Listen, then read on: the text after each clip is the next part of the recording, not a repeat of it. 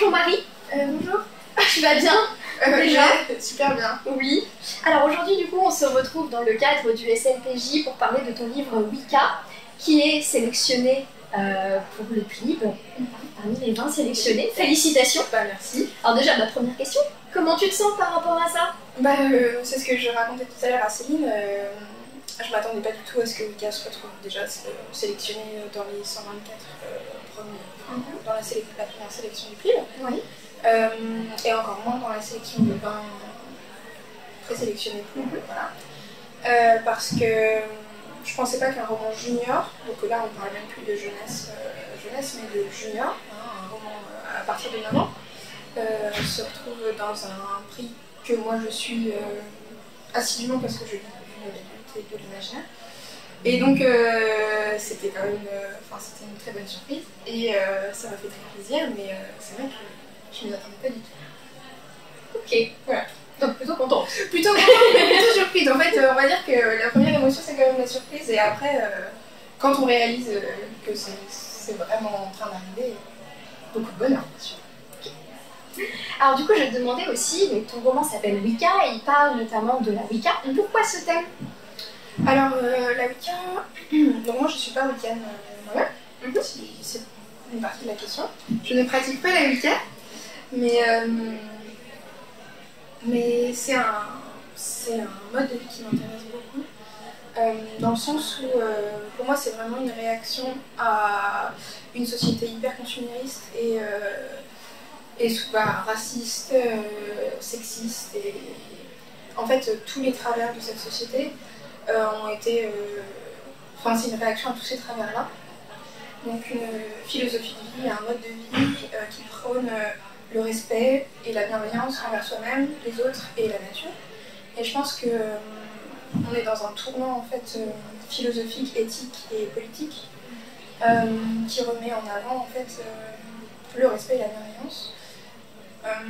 Je prends souvent l'exemple de la télé-réalité, du divertissement du télé-réalité où pendant un très long moment on a eu des émissions qui tournaient en ridicule, qui s'articulaient autour de la méchanceté. On pensait que l'humour, en fait, on riait du malheur des autres.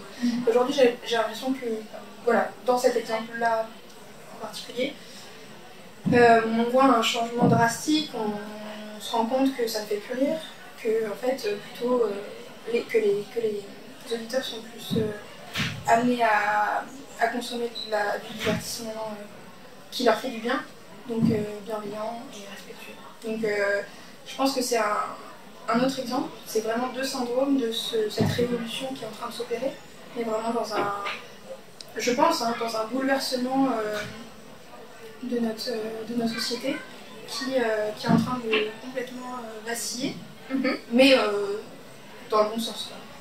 Et donc voilà, c'est pour ça que pour moi la Wicca est aussi importante, parce qu'on peut en fait ne pas du tout la pratiquer, on peut ne pas croire, on peut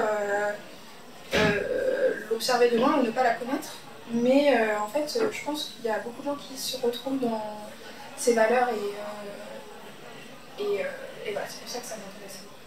D'accord. Et justement, pour mieux connaître ces valeurs de la Wicca, pour construire ton roman, est-ce que tu as dû faire beaucoup de recherches ou est-ce que c'était quelque chose que tu avais déjà appréhendé précédemment? Je pense que il y a eu beaucoup d'instinct au début, parce que finalement c'est quelque chose de très naturel. La Wicca c'est une philosophie de vie, une magie naturelle qui remet au centre en fait l'humain, l'émotion et la connexion. Donc par exemple l'empathie et la connexion envers les gens. Je pense que c'est surtout cet aspect-là, moi, qui m'est venu assez naturellement, parce que c'est quelque chose, ce sont des valeurs que j'essaie de pratiquer en dehors de toute forme de religion ou de croyance. Donc ça, ce sont des valeurs qui sont venues assez instinctivement dans l'écriture du roman. Et après, j'ai quand même beaucoup lu Scott Cunningham, Wicca, le guide de la magie bienveillante. Et j'ai beaucoup suivi les réseaux sociaux de sorcières wiccanes de ma connaissance. Et voilà, je pense que c'était... En fait, moi j'ai l'habitude d'écrire des romans historiques où pour le coup je fais beaucoup de recherches pour avoir fait Fabula. Il y a une grosse phase de recherche documentaire où je recherche des archives quand j'en ai. Quand ce sont des traditions orales, c'est plus difficile, mais on retrouve toujours en fait des éléments du patrimoine culturel, des objets matériels, etc. Alors que pour mes recherches pour la Wicca, en fait, c'était plus une recherche vers les gens et pas vers les objets. Voilà, comment est-ce qu'aujourd'hui on peut vivre la magie? Comment est-ce qu'aujourd'hui on a envie de réenchanter un monde qui est complètement qui a sombré dans une décadence,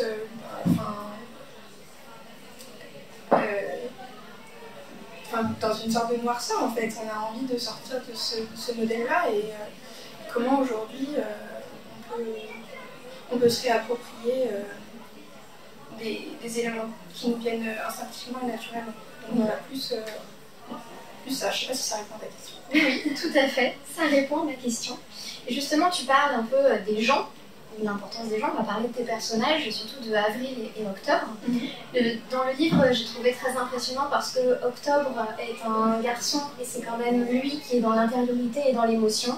Alors qu'Avril est une jeune fille et c'est elle qui va être dans l'action et beaucoup plus peut-être forte entre guillemets. Est-ce que tu as eu une volonté justement de déconstruire ces clichés de la femme douce et dans l'émotion et de l'homme fort et dans l'action? Oui, je pense que tu es bien placée pour savoir que dans tous mes romans, j'essaye de mettre des réflexions féministes. Et ce qui est important pour moi, je sais que c'est pas le parti pris de tout le monde, et je respecte beaucoup les féministes que j'appelle frontales, et même les féministes brutales, dont j'admire beaucoup le combat et les valeurs et la manière déterminée dont elles exposent en fait les problématiques contemporaines. Moi, en fait, ce que je veux faire, peut-être pas dans tout mon travail, hein, parce que peut-être qu'il y aura des œuvres plus frontales. Pour l'instant, pour la jeunesse, ce que j'essaie de faire, c'est d'amener des thématiques en douceur. Déjà, pour pas effrayer le lecteur a priori, parce que malheureusement, aujourd'hui, le mot féministe est un gros mot, et on n'a pas envie de porter ce label, surtout quand on est un petit lecteur, une petite lectrice, peut-être, mais un petit lecteur, non. Et il y a une autre problématique dans la littérature jeunesse, c'est qu'en fait, on ne vend pas un livre à un enfant de 8 ans ou de 9 ans, on vend un livre à un parent. Et en fait, les parents sont beaucoup plus réfractaires à la pensée féministe que les enfants. Parce que les enfants, en fait, acceptent la magie du monde et le respect interpersonnel avec beaucoup de facilité. En fait, ils sont déraillés souvent par l'enseignement qu'ils reçoivent. Et c'est très fréquent de voir en salon un garçon se pencher sur un livre et une maman ou un papa l'écarter en disant c'est pas pour toi, c'est pour les filles. Et ça c'est tragique. Mais j'imagine même pas ce que ce serait si je leur disais ah bah oui, donc mes romans sont totalement féministes, très politiques, n'hésitez pas à le faire lire à votre enfant. Je pense que non, là il y aurait un gros souci. Donc, pour l'instant, j'écris des romans dans lesquels le féminisme est souvent. Et c'était la volonté que j'ai eue avec Avril et Octobre, qui en fait ne sont, j'espère, pas des archétypes. Mais Avril est donc le personnage le plus déterminé de la bande et le plus fort. Enfin, elle a un caractère très fort, elle est parfois même brutale. Et pourtant, on découvre au fil du roman que ce n'est pas forcément la plus forte. Ce n'est en fait, ce n'est pas le rock qu'on imagine qu'elle est aux premières pages du roman. Et pour moi, c'est très important aussi de déconstruire les mythes de femmes fortes, parce qu'en fait, une femme n'est pas seulement une femme forte, c'est une femme une femme. Donc en nuance, avec des combats, des failles, des difficultés et une sensibilité qui est la sienne, quoi, qu'elle soit jeune ou moins jeune. Et Octobre, c'est une très très... Ça s'est vraiment imposé à moi qu'il soit mon pote, et que ce soit lui qui ait une sensibilité accrue aux émotions et une douceur de caractère. Je sais plus comment, mais c'est venu très vite. Qu'il soit plus... Il n'a pas une maladresse sociale, comme parfois on voit que les personnages Asperger, par exemple, sont plus masculins que féminins. Lui, il n'est pas du tout sur le spectre. Je pense que c'est important de montrer aussi que les garçons peuvent être doux et sensibles sans que ce soit lié à un syndrome. Oui, sans être inadapté en fait. Ouais, sans être inadapté, parce qu'on le voit souvent finalement dans les groupes, quand on le voit en groupe, comme par exemple à l'abribus ou en classe, Avril est plus dure envers les gens et donc elle est moins appréciée, alors qu'Octobre étant très doux, il est très vite, il est très vite accepté dans le groupe. C'est vrai qu'effectivement le féminisme est souvent amené avec beaucoup de subtilité dans tes romans, notamment dans Wicca. Justement, tu me parles des garçons, du public garçon. Est-ce que tu as l'impression d'avoir un public masculin, d'enfants, ou alors est-ce que pour l'instant c'est quand même assez féminin? Et il y en a, je peux pas en fait moi le voir. Oui. C'est encore une fois un des défauts de l'écriture pour les enfants, c'est qu'on n'a aucune manière en fait d'avoir un retour des enfants, puisque ce ne sont pas eux qui sont sur les réseaux sociaux. C'est pour ça que là, par exemple, tout à l'heure, j'ai une maman qui m'a dit je comprends pas, je pensais que c'était un roman jeunesse, mais les gens dans la file, ils avaient tous plus de 20 ans. Donc ça me fait bizarre d'acheter ce livre pour ma fille, qui a 11 ans en l'occurrence. En fait, quand on écrit pour les enfants, on a un retour très biaisé parce qu'on a les influenceurs qui ont notre âge et qui ne sont pas du tout la cible, qui ont cette capacité, d'ailleurs, à se mettre à la place des enfants lecteurs. On a les parents qui peuvent nous écrire des mails en retranscrivant la parole de leur enfant, mais qui est donc biaisée par la retransmission. Bien sûr. Et en fait, les enfants, on les voit que sur les salons. Et sur les salons, en fait, ils sont très timides, donc ils ne disent pas... soit on a les exubérants qui nous disent « Ah, j'ai adoré ton livre !» mais on n'a pas d'explication. Soit on a les très timides qui, on voit dans leurs yeux qu'ils ont adoré, et après ils vont se cacher derrière leurs parents et on n'entend pas plus parler du roman, quoi. Donc en fait, c'est un peu l'angle mort de la littérature en termes de retour critique. Oui. J'ai des garçons, j'ai des parents qui achètent pour des garçons, mais c'est un film. Des fois, je me demande en fait si je ne devrais pas écrire des romans féministes, genre les garçons, mais du coup avec des garçons sur la couverture. C'est ça en fait le vrai problème de l'édité jeunesse à l'heure actuelle, c'est qu'en fait une couverture avec un personnage féminin central ne va pas être considérée comme un roman accessible aux garçons, parce qu'il y a un double standard dans la représentation, dans l'identification au personnage. Les filles sont considérées, là on parle de représentation, sont considérées comme pouvant s'identifier à des garçons et à des filles, mais par contre les garçons ne peuvent s'identifier qu'à des garçons. Et donc tout se joue à la couverture en fait. C'est vraiment le nerf de la guerre en été jeunesse. Quand on voit une couverture, on sait à qui le roman s'adresse. Quand on a les codes, et aussi parce que les couvertures parlent vraiment à ce qu'il y a de plus ancré dans le patrimoine culturel d'un acheteur. Donc un livre rose, c'est énorme. Ou une héroïne avec des choses. Par exemple. Et là, justement, par rapport à Wicca, est-ce que tu penses que comme il y a quand même un personnage masculin sur la couverture, on peut essayer d'espérer la thématique, la magie Non, Octobre a les cheveux longs, sur la coupe, on pense que c'est les filles. Encore tout à l'heure, il y avait une petite fille qui regardait le roman et elle pensait que c'était Ariel et non sur la coupe. Ah, d'accord. Ouais. Donc, non, ce sont deux filles sur la couverture. Et oui, bah oui, on est là. Effectivement, donc c'est un peu difficile. Ouais. Non, c'est fini pour ce livre, il sera pas mixte. Ouais, mais j'apprends de mes erreurs.